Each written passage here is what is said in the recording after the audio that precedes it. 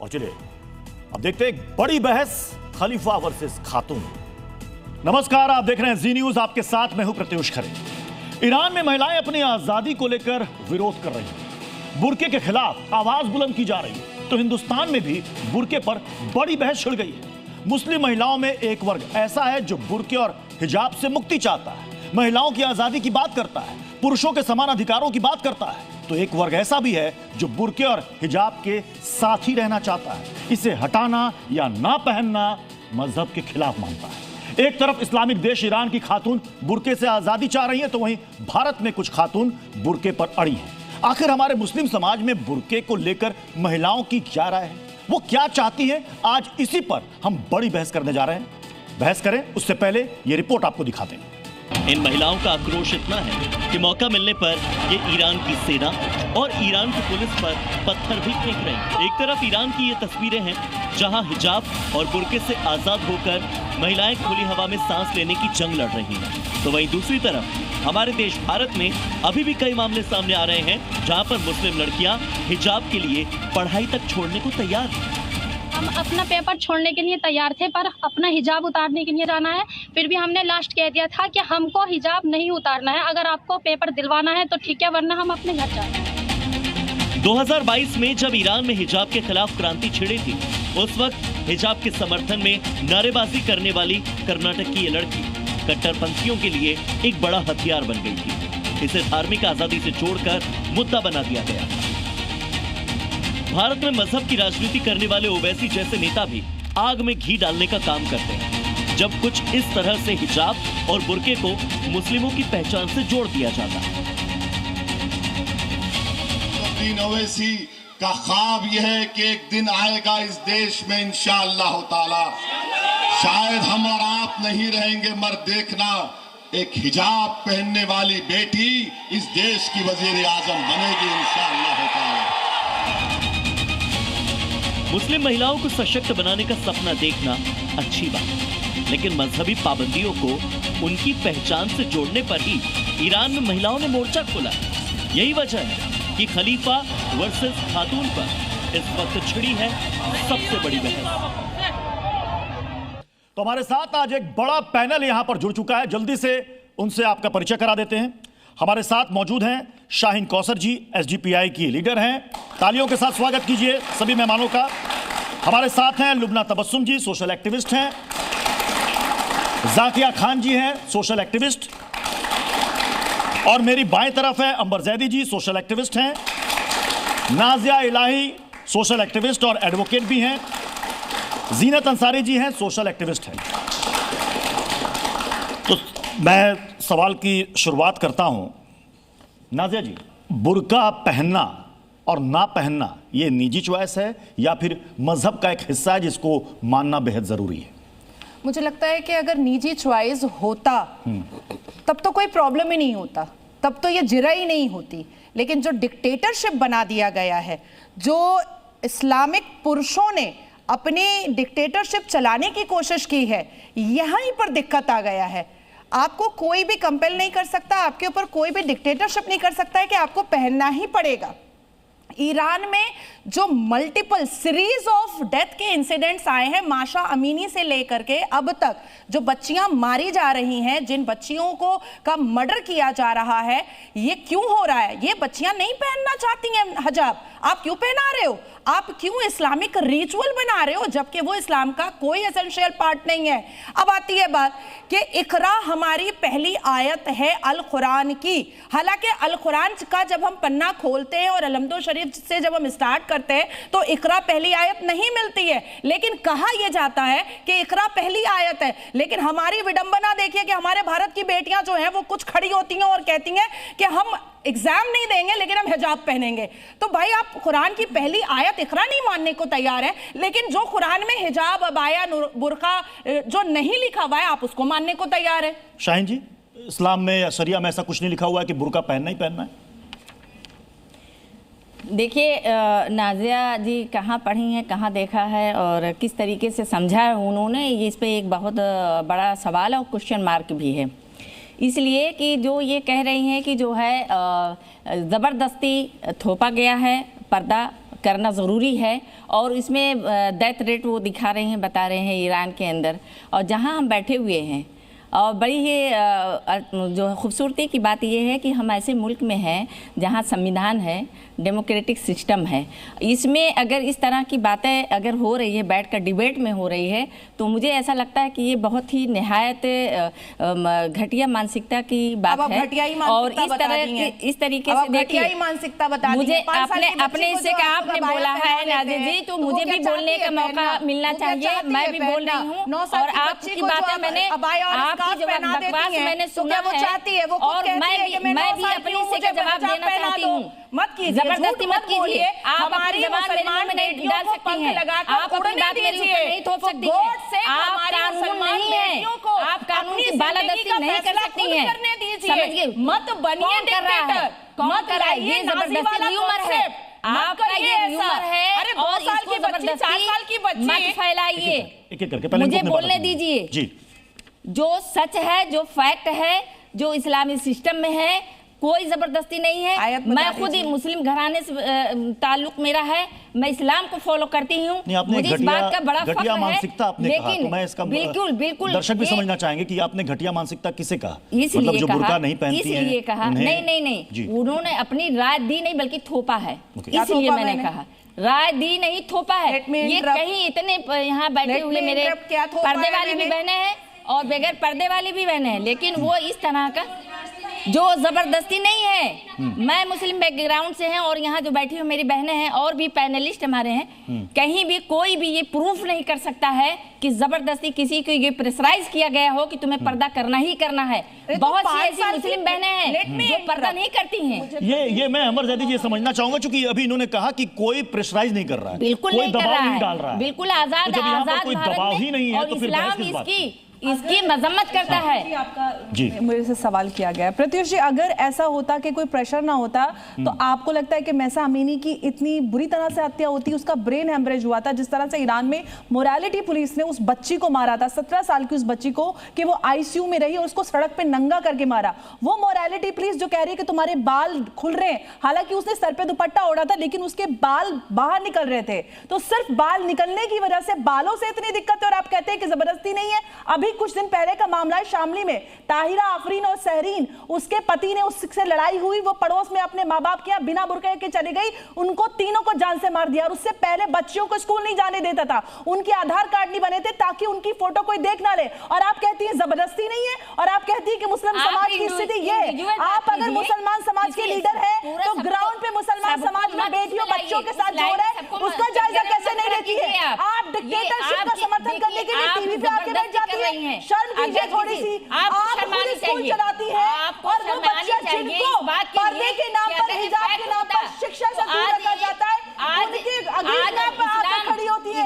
इस्लाम में जिस समय हुजूर सल्लल्लाहु अलैहि वसल्लम उन्होंने बच्चियों के, महिलाओं के अधिकार के लिए काम किया, बच्चियों को उनको जायदाद में हिस्सा दिया, उनको जीवन दिया, उनको समानता का अधिकार दिया, और आप यहाँ के आकर उनको पीछे ले जाने का काम कर रही है। मैं जाकिया जी, कट्टरपंथी का नाम होता है, अगर इस्लाम जबरदस्ती का नाम होता, अगर किसी एक ने ऐसा किया हो, अगर किसी जो डिक्टेटरशिप करते हैं, जो महिलाओं पे हिजाब के नाम पर अपनी सत्ता काबिज करना चाहते हैं, ईरान में जो कुछ हो रहा है वो इस्लाम के खिलाफ विरोध नहीं है, अलग हिजाब के उस कपड़े और उस मानसिकता के खिलाफ विरोध है, लेकिन महिलाओं के बालों से डरते हैं, महिलाओं के बालों से, जाकिया जी एक सेकंड, जाकिया जी, जो तस्वीरें ईरान से सामने आ रही हैं, वहां पर खलीफा के पोस्टर को महिलाएं सिगरेट से जला रही हैं, जो महिलाएं प्रोटेस्ट करने निकल रही हैं उनके चेहरे पर कोई हिजाब नहीं, वो मुक्ति चाह रही है। यहाँ इन्होंने एक बात कही, यहाँ अमरज़ैदी ने कहा कि पुरुष समाज थोपता है महिलाओं को। एक सेकंड,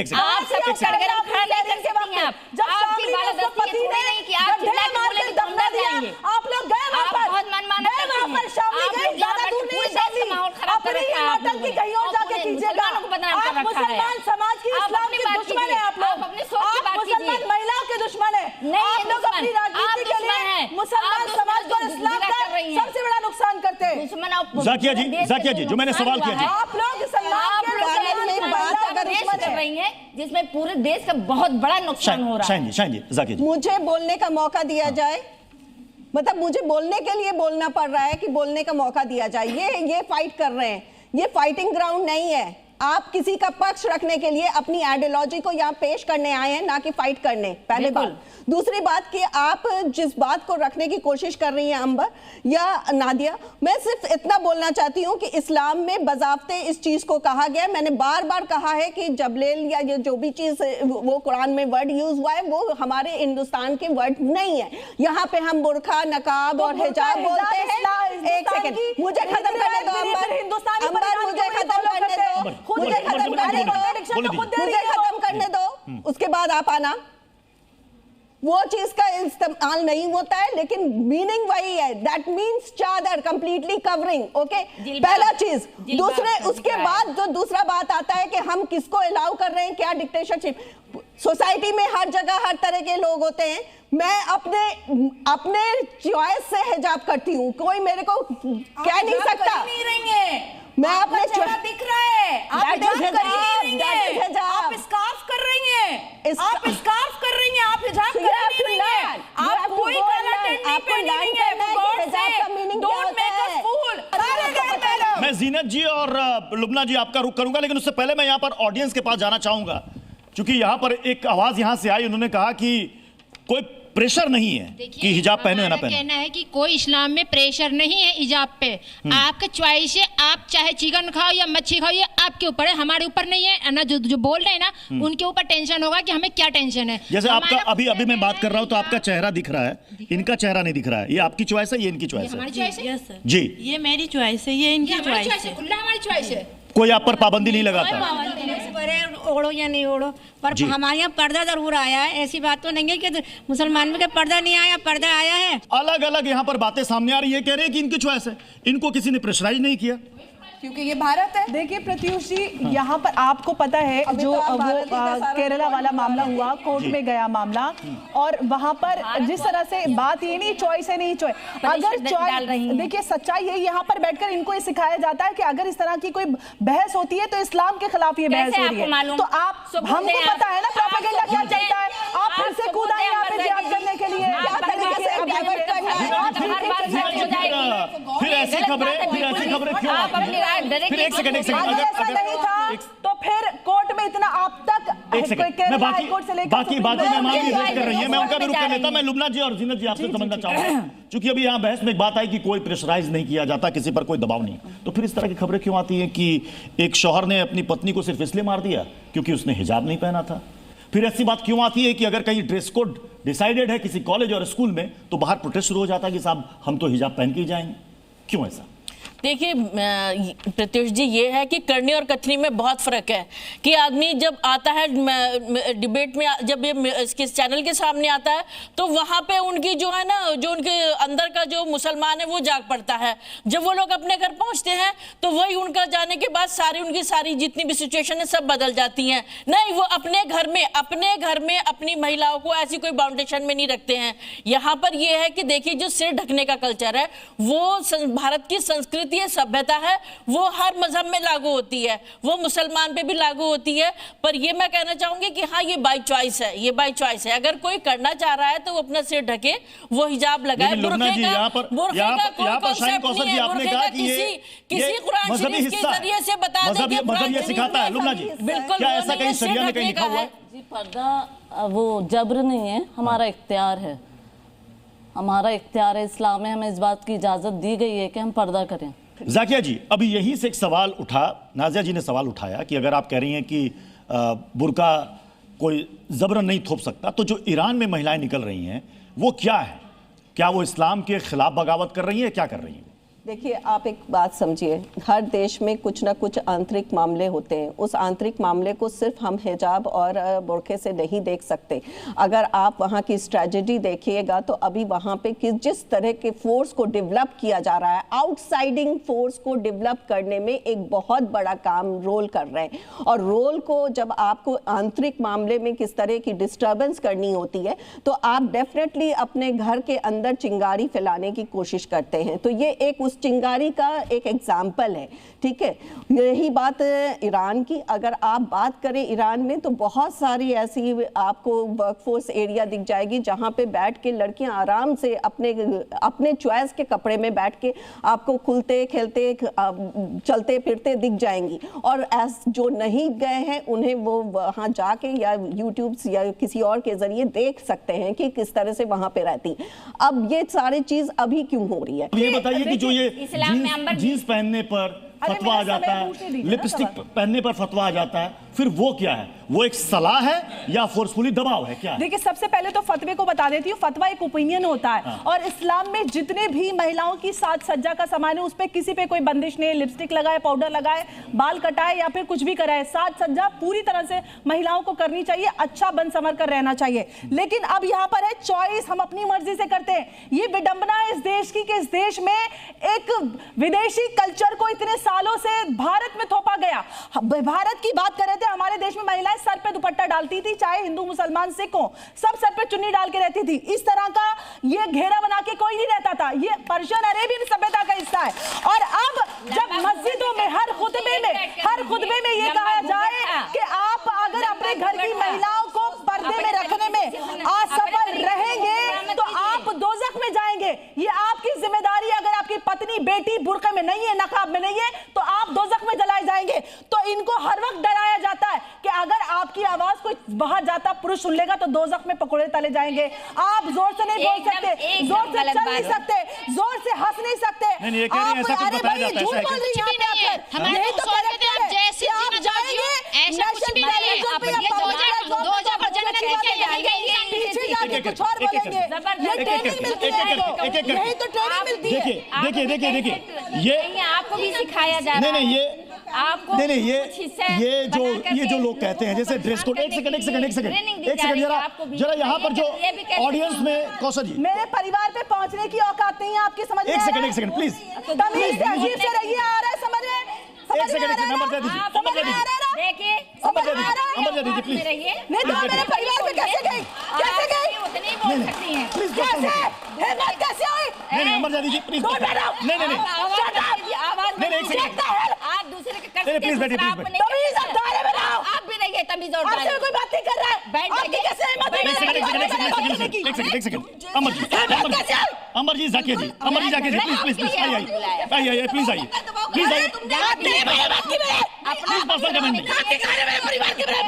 एक second please personally, please personally लाल कर दूंगी मैं, तमीज में आ रही है? एक सेकंड आप बैठिए, पानी पीजिए। कौशल जी प्लीज बैठिए। अमर जी बैठिए प्लीज बैठिए। नाजिया जी बैठिए। एक सेकंड नाजिया, एक सेकंड लीजिए पानी लीजिए। अमर जी नहीं प्लीज नहीं ये नहीं, ऐसा नहीं बिल्कुल नहीं इस तरह की चीजें नहीं होनी चाहिए। प्लीज बैठिए। अमर जी प्लीज बैठिए, आप बैठिए।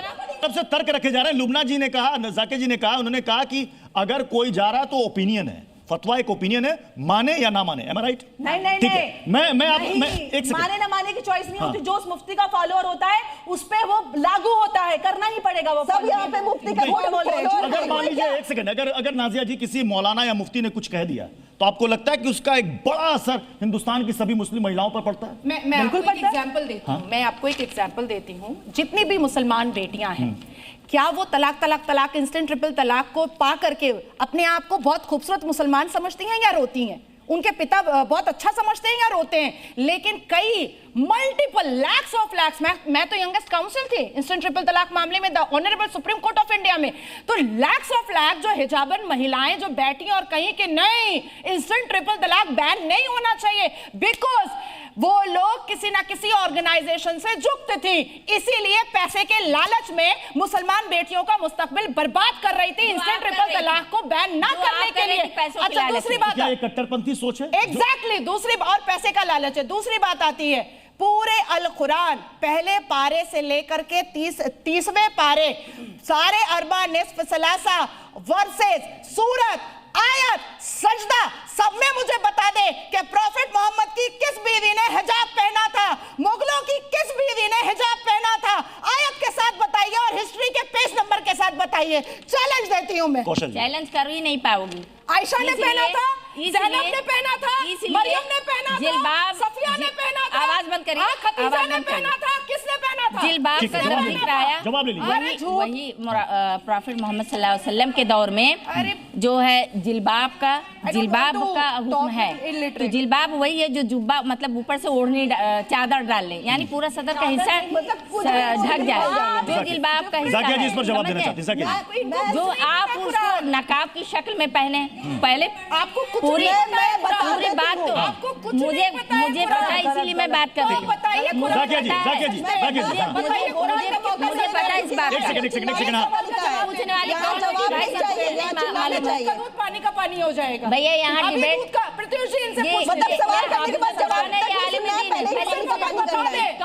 सिर्फ अगर बता दे क्या समझ जाऊंगी कि ये कुरान जानता कौन सा राइट मिला हुआ है, हक से ये पूछ रही हैं कितनी बार है और कुरान में कितने सजदे हैं। ये जो पूछ रही हैं आप सुन लिया होगा आपने। बताइए ना, अरे कुरान की मालूमात है, पूछो भैया कुरान में कितने सजदे हैं बताओ। तो ये जो है हिंदू और मुसलमान पर ले आई, ईमान और कुफ्र में ले आई, ईमान और कुफ्र में ले आई। महिलाओं की राय ली जा रही है। जाकिया जी, जो मुद्दा चल रहा है उस पे बहस होनी चाहिए ना, जाकिया जी, ना कि इधर उधर डाइवर्ट करना चाहिए। एक सेकंड, जाकिया जी बोले, जाकिया जी बोले। आया का हुक्म है, प्लीज बात उस बात पर अगर ये जो अपनी बात इधर लेके जा रही है, सुनना भी चाहिए। और अगर नहीं बता पाए तो ये बिना कुरान पढ़े यहाँ पर आइए, ये भी किसी मौलाना चलिए जाकिया जी आपका कमेंट, मुरीद होगी। जाकिया जी आपका कमेंट, जाकिया जी आपका कमेंट। पूरी वजाहत बता दी गई। नादिया, अरे आपको पता ही नहीं कुरान में कितने सजदे बताइए ना। चाहिए जो यहाँ पे कुरान का स्कॉलर होगा वो बताएगा।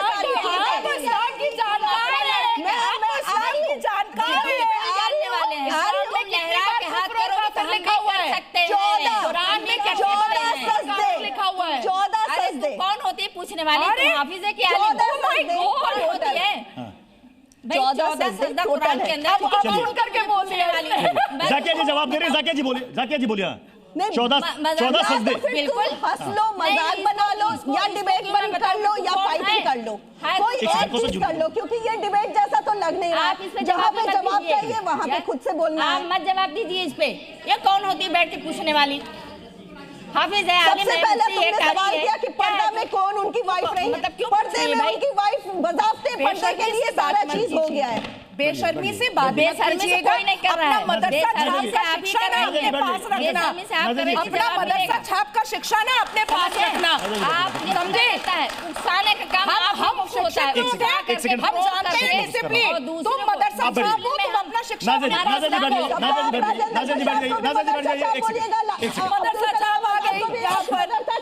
दायरे में रह करके आपसे सवाल किया। तो आजाद देश है, यहाँ की महिलाओं के ख्यालात भी आजाद है। किसको क्या पहनना है नहीं पहनना है वो उनको तय करना है, कोई उन पर कोई पाबंदी या बंदिश नहीं लगा सकता। आप सभी मेहमानों का और ऑडियंस का बहुत बहुत शुक्रिया हमारे साथ इस बहस में जुड़ने के लिए। तो खबरें जारी रहेंगी, आप बने रहिए जी न्यूज़ के साथ।